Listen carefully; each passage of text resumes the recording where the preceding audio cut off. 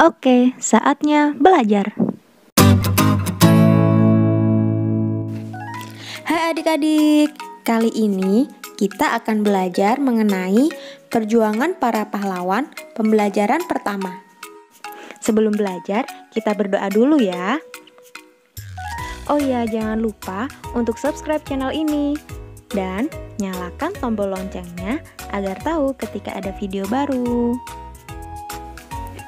Pernahkah kalian melakukan kegiatan seperti gambar tersebut?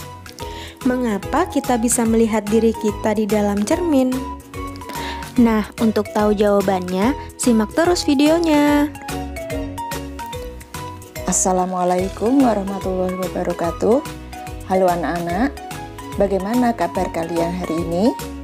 Mudah-mudahan kalian dalam keadaan sehat walafiat. Kali ini kita akan belajar materi kelas 4, tema 5, subtema 1, pembelajaran pertama. Adapun tujuan yang akan kita capai adalah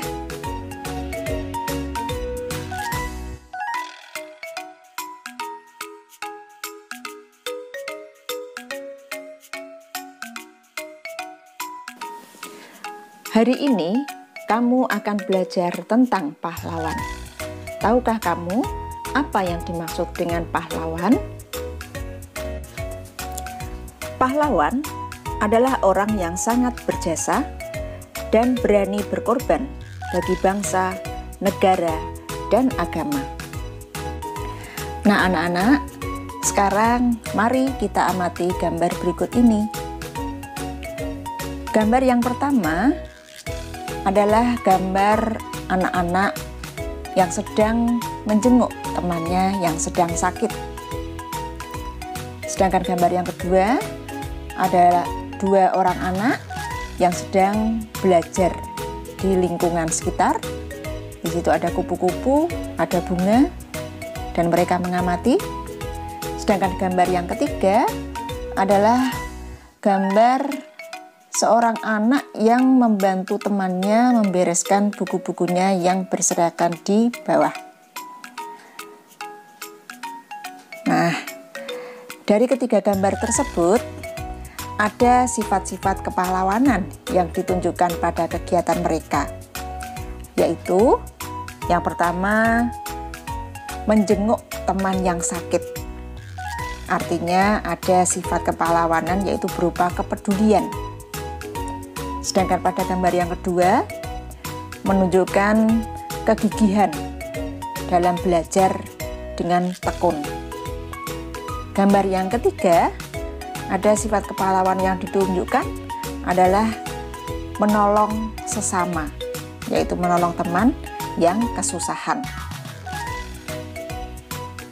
Maka, hal baik yang bisa kita contoh adalah rasa peduli, gigih, dan menolong dengan ikhlas.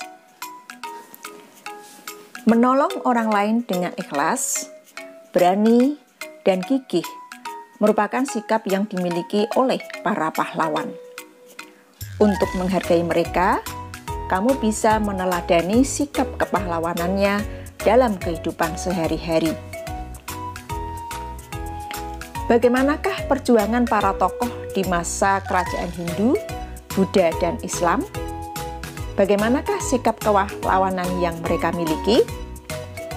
Mari kita pelajari bacaan yang berikut ini.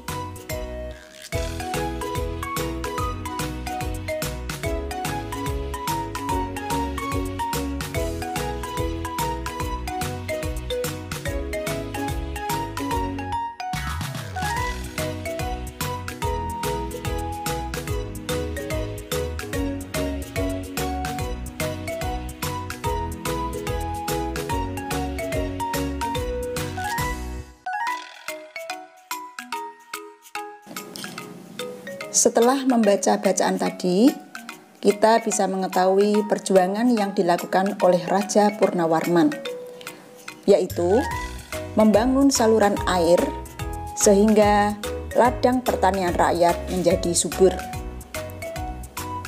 Yang berikutnya, Raja Purnawarman juga memimpin Angkatan Laut Kerajaan Tarumanegara untuk memerangi bajak laut. Dari perjuangan yang telah dilakukan oleh Raja Purnawarman, maka kita dapat mengetahui sikap kepahlawanan Raja Purnawarman, yaitu peduli terhadap rakyatnya, berani dan pantang menyerah membasmi kejahatan demi keamanan dan kesejahteraan rakyatnya. Nah, anak-anak, untuk memudahkan kalian mengingat-ingat tentang Raja Purnawarman, Bu Guru punya sebuah lagu untuk kalian ikuti. Perhatikan ya. Hai adik-adik, kali ini kita akan menyanyikan lagu daerah dari Kalimantan Selatan yang berjudul Ampar-Ampar Pisang. Kita bernyanyi bersama yuk. Oke. Nang mana batis kutung dikiti pidawang, nang mana batis kutung dikiti pidawang. Ampar-ampar pisang, pisangku belum masak, masak sabigi di hurung bari-bari, masak sabigi di hurung bari-bari. Mangga lepak, mangga lepo, patah kayu bengkok, bengkok dimakan api, apinya jelang curupan, bengkok dimakan api, apinya jelang curupan. Nang mana batis kutung dikiti pindawang, nang mana batis kutung dikiti pindawang. Sekarang kita akan menyanyikan lagu tentang Raja Purnawarman. 1, 2, 3. Kerajaan Hindu yang ada di Jawa Barat, namanya Kerajaan Tarumanegara, namanya Kerajaan Tarumanegara. Raja terkenalnya bernama Purnawarman, membuat irigasi dari Sungai Gomati, membuat irigasi dari Sungai Gomati. Pertaniannya maju, rakyat sejahtera, pertaniannya maju, rakyat sejahtera. Atas jasa-jasanya rakyat mengenangnya dengan cara mengabadikan telapak kakinya. Di Prasasti Ciareteun itulah namanya, di Prasasti Ciareteun itulah namanya. Selain Raja Purnawarman, masih ada lagi tokoh-tokoh kerajaan lain yang memiliki sikap kepahlawanan yang dapat kita teladani. Berikut ini adalah beberapa tokoh kerajaan pada masa kerajaan Hindu, Buddha, dan Islam. Mereka tidak hanya mewariskan benda bersejarah, tetapi juga mewariskan pemikiran dan nilai-nilai perjuangan yang telah menginspirasi bangsa Indonesia. Inilah perjuangan dari para raja tersebut. Sultan Iskandar Muda, raja dari Kerajaan Aceh yang berada di Aceh. Perjuangannya adalah 1. Memperluas wilayah Aceh sampai ke Semenanjung Malaysia, sehingga Kerajaan Aceh menjadi kerajaan besar yang aman dan makmur. 2. Dengan gigih dan berani melakukan perlawanan terhadap Portugis yang ingin menguasai Aceh. Raja Bala Putra Dewa, raja dari Kerajaan Sriwijaya yang ada di Palembang, Sumatera Selatan.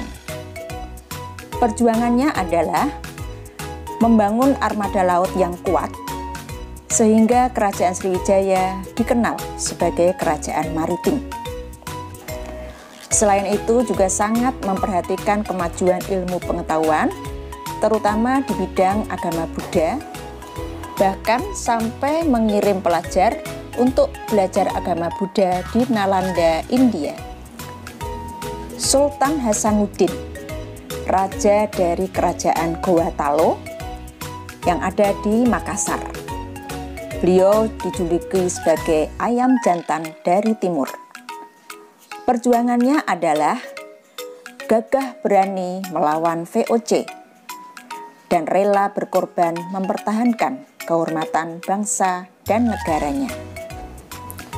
Patih Gajah Mada dan Raja Hayam Wuruk merupakan patih dan raja dari kerajaan Majapahit. Perjuangannya adalah dengan gigih berjuang dan berhasil mempersatukan Nusantara. Sambil memikirkan jasa-jasa Raja Purnawarman, Dayu memandangi wajahnya yang terpantul di kolam. Tahukah kalian mengapa Dayu bisa melihat dirinya di air kolam? Itu karena air kolam bisa memantulkan cahaya. Nah, anak-anak, sekarang kita akan mempelajari sifat-sifat cahaya, yaitu 1. Cahaya merambat lurus. Berkas cahaya rambatannya lurus. Ini dapat kita buktikan dengan melakukan percobaan, yaitu menggunakan beberapa karton tebal yang dilubangi tengahnya dan lilin, seperti pada gambar berikut ini. Contoh penerapan sifat cahaya merambat lurus dalam kehidupan sehari-hari adalah pada saat kita melihat sorotan lampu mobil di malam hari. 2. Cahaya dapat menembus benda bening. Benda-benda yang dapat ditembus cahaya disebut benda bening. Contohnya kaca. Sedangkan benda-benda yang tidak dapat ditembus cahaya dinamakan benda gelap. Untuk membuktikan sifat cahaya menembus benda bening, kita dapat melakukan percobaan seperti pada gambar. Contoh penerapan sifat cahaya menembus benda bening dalam kehidupan sehari-hari, yaitu kita dapat melihat ikan yang ada di dalam akuarium. 3. Cahaya dapat dipantulkan. Jika cahaya mengenai suatu permukaan, maka cahaya itu akan dipantulkan. Untuk membuktikannya, kita dapat melakukan percobaan seperti pada gambar. Contoh penerapan sifat cahaya dapat dipantulkan dalam kehidupan sehari-hari adalah kita dapat melihat diri kita saat bercermin. 4. Cahaya dapat dibiaskan. Jika suatu cahaya yang merambat melewati medium atau zat perantara yang berbeda, maka cahaya itu akan mengalami pembiasan atau pembelokan. Kita dapat melakukan percobaan seperti pada gambar ini jika kita ingin membuktikannya.